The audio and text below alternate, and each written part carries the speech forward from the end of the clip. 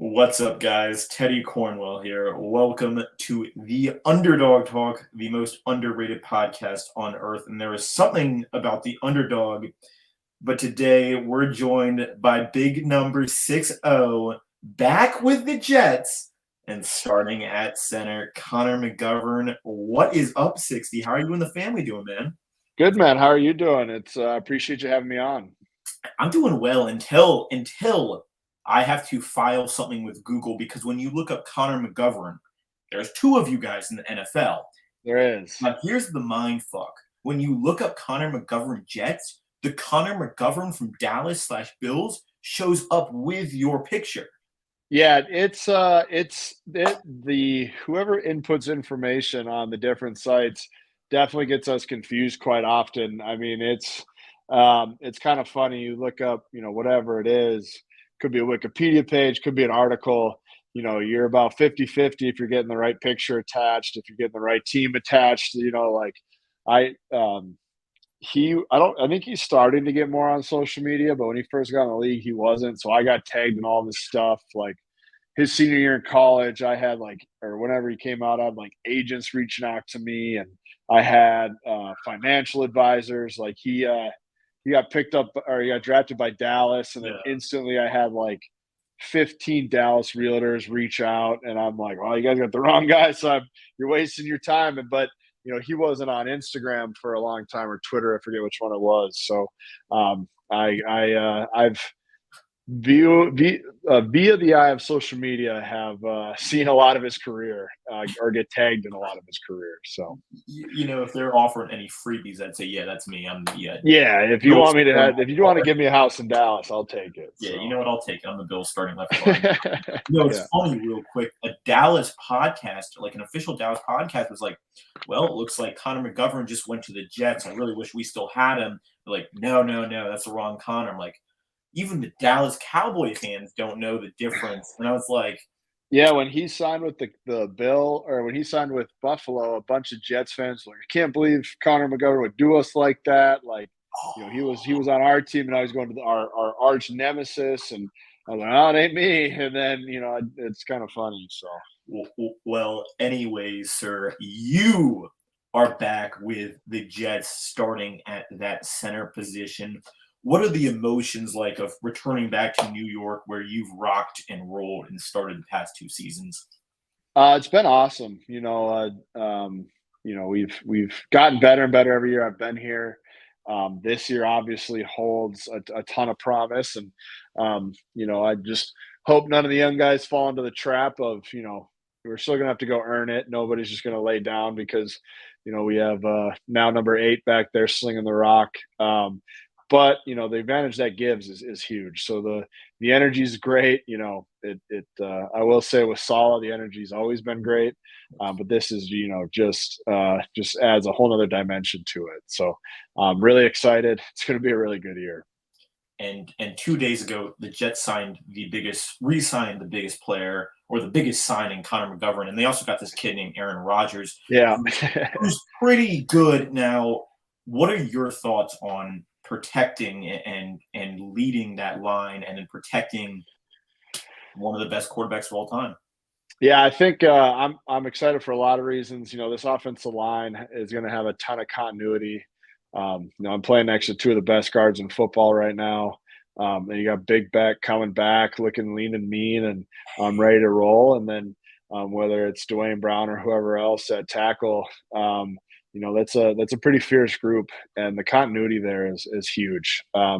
So that's exciting. Then obviously having a future Hall of Famer back there slinging the rock is pretty special. There's very few teams in the NFL that have the luxury of saying they have a future Hall of Famer back there, and are undoubtedly the most important role on the football team. So to go into a season with that kind of momentum, the wide receiver crew we have, the running backs we have, tight ends, just and then a top 5 defense, it's a recipe to win a lot of football games. Yeah, and I mean it is. I mean, looking at that depth chart for both offense, defense, even special teams, I mean, It's star-studded. It's full of potential. I mean, I think the Jets are going to be a very exciting team. Now, speaking of durability, I mean, you've been the Jets starting center for the past 3 seasons. I said two, my bad. Three, starting 48 games. And let me just say this, missing only 2 games since signing as a free agent in 2020. I don't think people can understand how impressive that is. So, what is your routine, Connor, for staying healthy, minimizing that injury, and being the best you can be every Sunday, Thursday, and Monday? Yeah, it's just to me, it's finding what was weak the previous season and the off season and strengthening that, and then keeping up with, it's normally a lack of strength in the little muscles, like these little stabilizing muscles that not the everyday person has to train because they don't get put in those situations. Obviously, when I missed 2 games because of a contact injury, which are unavoidable, and that's just part of football. Guy got thrown into my legs, and it's just kind of the way it goes. But it's the non-contact ones that you know it affects a lot of people's careers, and there's a lot you can do to help yourself. So pretty strict, like a third of my workouts every day at minimum are what I call like a prehab, like working those little muscles, injury prevention, little exercises. You might see somebody my size in the gym doing, you're like, why is he doing something like that? And you'd It think like works. all we do is squat, bench, deadlift, bicep curls, but those are all important, but the little stuff, especially as you get older, which going into year 8, I'm on the old side of the spectrum for the NFL for sure. You really got to hone those in, and so that's part of it. And then diet, nutrition, recovery. Every night of the week, you're doing something to heal your body up. Every morning, I'm getting. We have a phenomenal training staff here. Bobby's stretching me for like 15 minutes to 45 minutes every day, depending on how beat up I am. Hot, cold tubs, just all that. Everything not perfect, but everything you put in your body, you try to think like, how is this going to affect me? So obviously, it's the NFL has definitely changed. Guys don't drink quite like they used to, and so during seasons, little to no alcohol. And then your tolerance is bad. And so then we get to off season, you don't really drink that much anyways because your tolerance is so low after taking 6, 7, 8 months off of drinking. So I think that's been the biggest change. I think every year the older I get, you knock off even more drinking for me. And I think that's the nutrition and all that's been such a huge part. And I was actually just talking to AVT about it the other day. We were training, and he's like, "Man, some days you either got it or you don't. Today I don't got it." I was like, "Well, what'd you eat last night?" He's like, "Well," kind of thought about what he had ate, and he was like, "Yeah, I don't think I had the best nutrition yesterday." I was like, "Hate to break it to you, AVT. You're going into year 3. After year 3, year 3 is when after you play 3 games, you get vested, so you're a vet." Um, I mean, vet not doesn't stand for vested, but it's kind of how it works in the NFL. And I was like, when you hit that year 3, that every little thing starts to stack up. And he's like, "Yeah, you're right." And so that's and I think it's the littlest details make the biggest changes. Everybody does the big stuff, right? It's who does the little stuff that really separates themselves.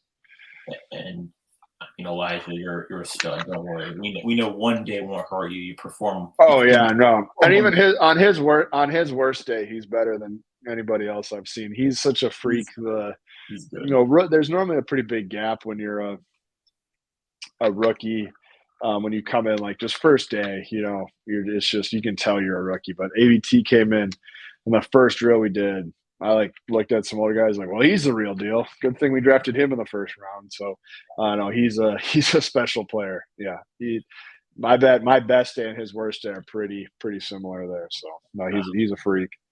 Well, I mean, you're a beast too. So let's hype you up a little bit. Now, when you begin your NFL career, this is what really interests me. You didn't actually start at center, and a lot of people may not know that you started at right guard before moving to center in your 3rd season with the Denver Broncos. So, Connor, why did you make that switch, or was it something the coaches wanted for you? So my whole career, I've kind of always been like a guard, and I'm like the backup center, right? So like I'll start at guard, but if the center goes down, I'd slide over to center and sort of come in and guard. I mean, college, NFL. Actually, in college, I had to play tackle a couple times, which I'm not built for that in the NFL for sure. But I could have just have a little bit of sneaky athleticism to get away with it in college. That's kind of how I was my whole career, and I really like the center position.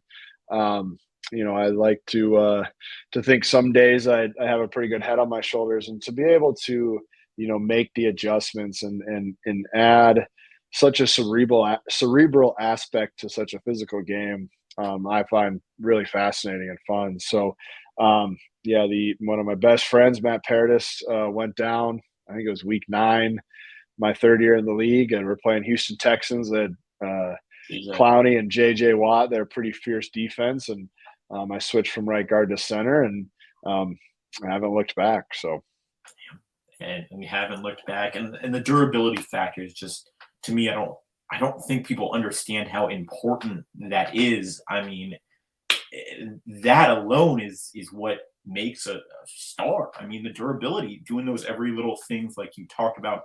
Now, a few questions for you as a center. First of all, what the hell are you guys? What are you saying personally to your team? And then second, to add on to that, do you ever trash talk the defense, like between you and like a defensive tackle? You ever saying anything to them? yeah. So I think it's funny because the people that like whether they played in high school, but then obviously stuff gets a lot more high level the higher you go, or who didn't play football at all. Just like I remember Zach was telling me, his mom was like, "Why do you hand the ball off and just like hope that the guy runs into a pile of people and comes out the other side?" And like you look at a rugby scrum, and that's what you kind of it's kind of what you think, but the amount of um, um, lack of a better term, like coaching and the amount of detail that goes into each little play. So like you have your basic play, like everyone runs an 18 or 19, which is an outside zone run, the most basic outside zone run you could have. Well, every defense and every, you know, there's multiple you have 4 down, 3 down, jam. You have, safeties that can play in the box. You have safeties that can play deep. You have different linebacker alignments. You can the amount of you have your rules, and then the center goes up to the line of scrimmage, and you have a pretty good idea of what the defense is going to line up in, but definitely not 100%. And so you have to, with what's presented to you when you break the huddle to the time the ball is snapped, you have to make the calls and the adjustments to make that play, the rules for that play fit into what you're seeing on the field. We're calling out mic points because the mic point sets, and the mic isn't always the mic linebacker. It could be anybody on the field depending on how the play is designed. And then everything's based off of that. And then you have double team calls, and you have who's working with who calls, and you have if you can sometimes hear it on TV, us making calls and stuff, but if someone really heard the communication that happens in the 12 to 25 seconds from the time you break the huddle to the time that ball is snapped, it's incredible the amount of information that is passed and has to be processed. And that's the part that I've I love everything, but that cerebral aspect just is a whole nother level to this game that people don't always see, and I really enjoy. So yeah, I mean it can, and then if we motion changes your calls. If the defense can always shift, you have to restart, and you got about 3 seconds to re-diagnose and get 11 guys on the same page. And yes, the quarterback does a ton of that as well. But when it comes to run game and getting the 5 of us, the quarterback kind of handles the wide receivers and running backs, and then we handle the front 7. So based off of like if we make a different call or the quarterback makes a different call, then we kind of change everybody else. So and vice versa. So it's there's a lot going on. So we're not just pointing and squatting down pointing because we think we look cool. It's definitely important. I mean, you're the leader of that line, calling out the plays, like you mentioned. Now, second of all, you guys are kind of running into each other at full strength. Do you feel this the next day or even during the game? So you know, the older, when I was my first couple years in the league, someone would be like, "So when do you start feeling better?" I'm like, "Oh, like Thursday night, Friday morning, I start feeling, back to my full normal self, like feeling 100%."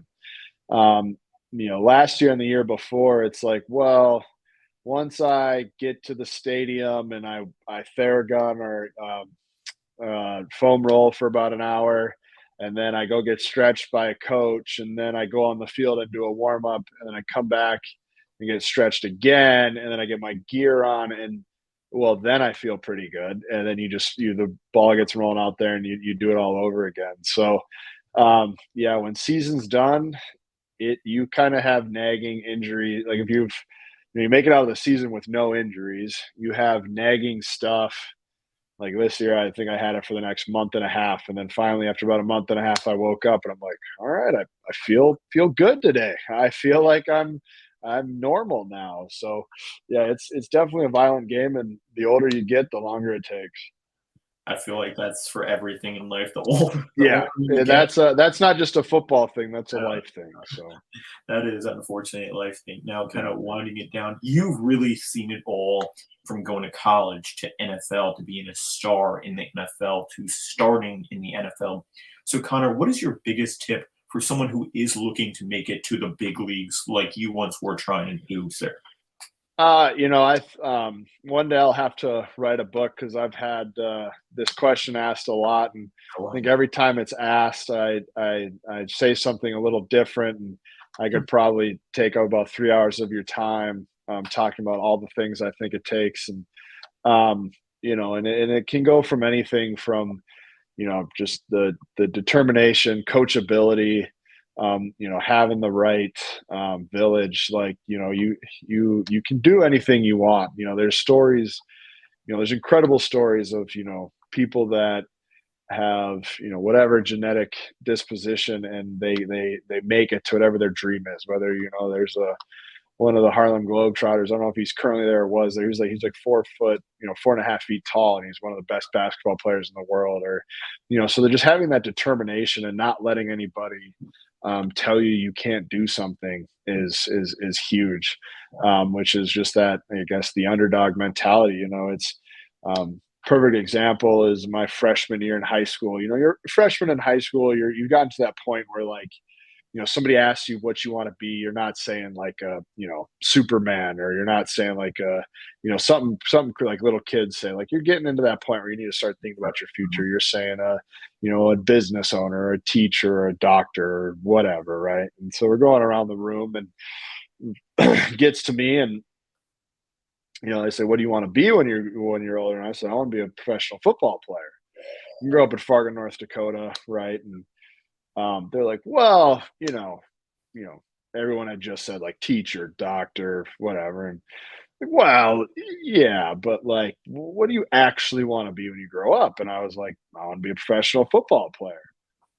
And everyone kind of snickers or whatever. And the teacher's like, who's a great guy. I love the teacher, and it's not the bad. It's this is it was trying to get people to realize goals, right? And you're Reality, not saying I'm going to be a whatever CIA agent or whatever it is, uh, and um, and so the third time he's like, so what are you going to be? Like, well, after my football career, I'll yeah. go back and work at the farm, and work in our family business, and go from there. So then, kind of looking back, you think like, okay, well, now everyone heard, oh, he's going to be a farmer.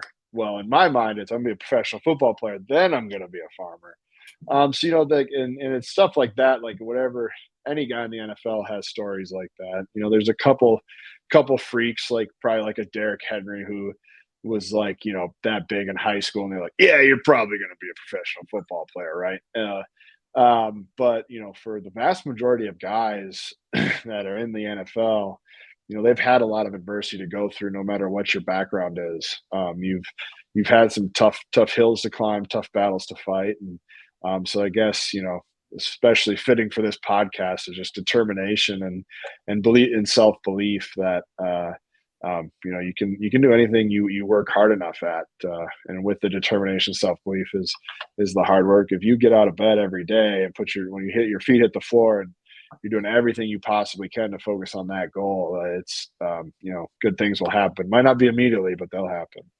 Damn right. And I think the big thing is, how bad do you want it? How Yeah, bad do you fucking want it? And excuse my French, but if you're undrafted, grind. I mean, yeah, because now we see so many good undrafted players rocking and rolling. I mean, my hero Tony Romo, undrafted captain of the Dallas Cowboys. I mean, the Dallas freaking Cowboys as an undrafted agent. I mean, doesn't matter where you are. And I mean, ladies and gentlemen, the starting right guard for the Buffalo Bills. No, I'm just totally messing with you guys. The starting center for the New York Jets. Connor, it's been such an honor and privilege kicking with you, man. Now, before we go, the floor is yours. Where can we find that social media? Anything you're working on right now? The floor is yours, big fella. So I guess the biggest thing working on in the off season. So like we just got done with this year's Able Games. It's a fitness competition for everybody, no matter your ability. So we have athletes in wheelchairs. We have athletes with Down syndrome, autism on the same floor as people that have competed in the CrossFit Games. So it's a phenomenal charity, and it's a phenomenal competition. And it's starting to evolve into a school curriculum and a vocational program. So that's actually my next thing to do on my to-do list today is call Kim with TNT Kids Fitness and go over this year's Able Games and kind of look to the future. So I definitely encourage, no matter where you are in the country, we've had now people come to little old Fargo, North Dakota from I think like 8 states now to compete and volunteer and help out. And now that it's getting into school systems, it's in school systems in North Dakota, Minnesota, South Dakota, Montana. They're starting to use our curriculum in the high schools and middle schools. And so I encourage you, if you have a child with special needs or want to get involved with a program with special needs, to reach out, look us up. We're looking to expand as much as we can and help as many people as we possibly can. So we're really excited about it, and little plug for that. So, and is this something that we can donate to on the website? Yeah. So normally the donations come up around the games time, which is in March, April. I don't know if they have a continuous full donation open yet, or that, because it's kind of it's in its infancy and it's evolving so much. It started out as just the competition, which is awesome, and we love the competition, and it's growing like crazy. And we can help a lot of people. The parents of kids that have never had that outlet to compete before, get to see their son or daughter go out and do things they never thought was possible, and for them to apply themselves in a way. It's you call them gamers. Everybody gets a little different when the lights come on, and most people perform better when it's whether in my case it's a Sunday or Friday night lights or what have you. When the bright lights are on, you a lot of people flip that switch and give their best, and that's the same for any ability. So that's and then we're like, well, how can we help more people? Well, with the way we set everything up with a partner of able body and see, it's all partner workouts. So you're working together. There's a lot of encouragement. There's a lot of the person that doesn't have special needs learns a lot about how to encourage and work with and help improve the life of somebody that does have special needs. And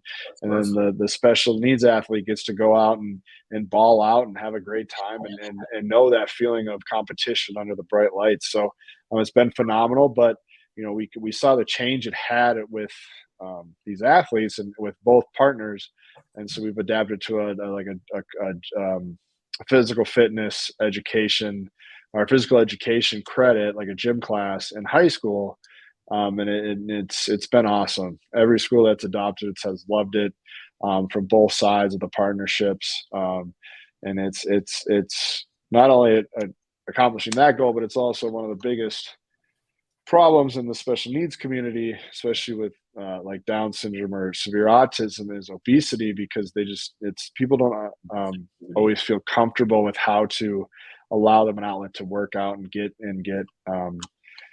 exercise, and this is a perfect way to do it. So we're combating a lot of different things, and we're really excited about it.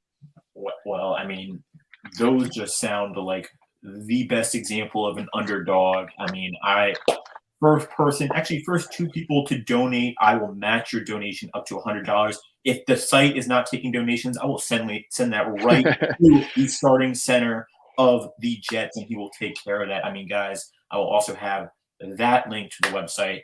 I mean, there is nothing better than having people play, get healthy, and just enjoy life. I think we can all agree on that. I don't think there's a better cause out there. So first two people, and I mean, hey, maybe the third person, I'll get you some Jets merchandise. Make it happen. Come on now. I mean, that is an amazing cause. I mean, one more time, the big fella, 6'0", Connor McGovern, sir, rock it out, kill it this season. I mean, you truly are a class act. So thank you again for your time, sir. I truly appreciate it. Until next time, Underdog, I just got to say it one more time, the starting center for the New York Jets, Connor McGovern. Guys, don't forget to like, comment, and subscribe on this video. Peace out. Thank you very much.